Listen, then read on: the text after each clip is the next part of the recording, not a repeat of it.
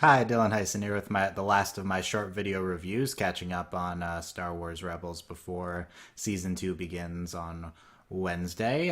Today I will be, or in this review, I will be talking about the Siege of Lothal. The last one before season two begins. I guess this is technically a part of season two, kind of a intro film, just like season one had.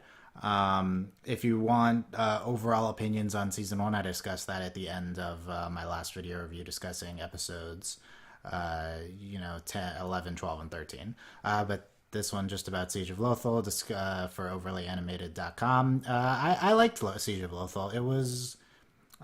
It continued kind of the frenetic pace at the end of last season, action wise.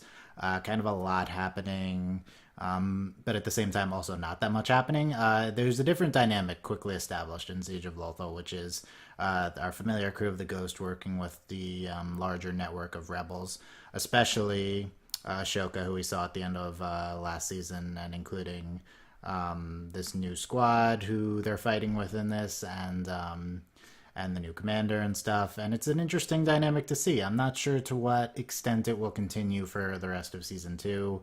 It seems like at least Ashoka will be with them initially, and maybe some of the allied rebel fleet. We'll see. This dynamic puts them in danger of disrupting the familiar and good dynamic of the members of the Ghost if you bring in people who we don't know and don't particularly care about.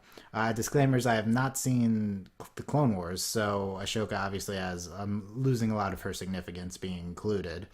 I didn't know it would tie into this extent to the Clone Wars. First season almost did not at all tie into it, and now it seems like season two will be to a much heavier extent tied in. I mean, the biggest moment of this intro season movie was related to something that I had no idea what was going on. I mean, I read about it later with Ashoka and Anakin. That entire dynamic. It's not something that's obvious given what's happening in the episode, which is, I guess, bad if you're trying to have an isolated show. That being said, even though I didn't, fully get it when I was watching, I love a little bit of subtlety being introduced to Star Wars Rebels because that kind of been lacking. Everything was just very obvious.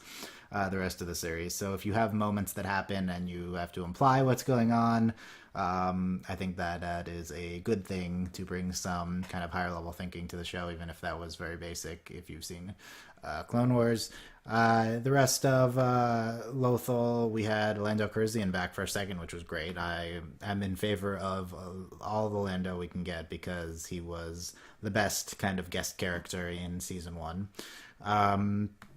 We get Darth Vader's role in this. It seems like Vader will not. So, like at the end of the Siege of Lothal, he says, "Issue a new Inquisitor after them," or the Palpatine says, which is kind of crazy. The Palpatine and Vader in this episode, and so it seems like Vader won't be a continuing presence in the show, which is probably good because the second you bring in Vader, no other enemy matches up to him.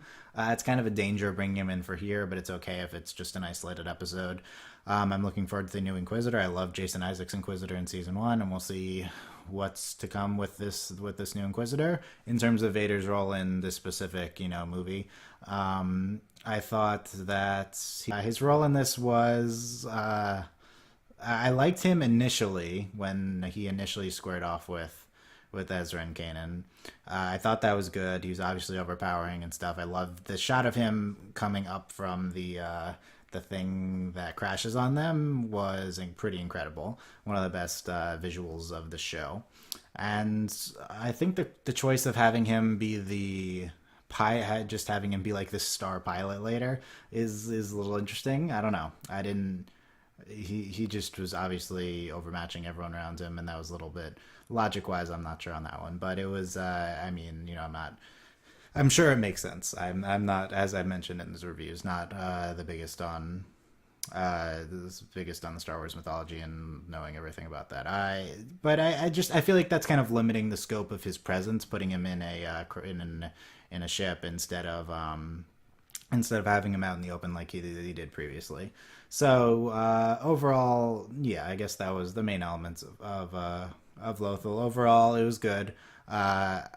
it's I expect this not to be similar to what season 2 is. This seems like kind of just a bridge, where you're like, okay, we're gonna bring in the big elements of Star Wars, to bridge, kind of, where we're going now with this show, and connecting our more minor characters who we're more familiar with here. So I'm looking forward to season 2. It'll be out on Wednesday. We'll be covering it at the very least in some form, hopefully with full audio reviews at overlyanimated.com, which will be posted here on our YouTube channel. You can subscribe here to get more Star Wars Rebels content, and all the other animated content that we cover. So yeah, thanks for watching.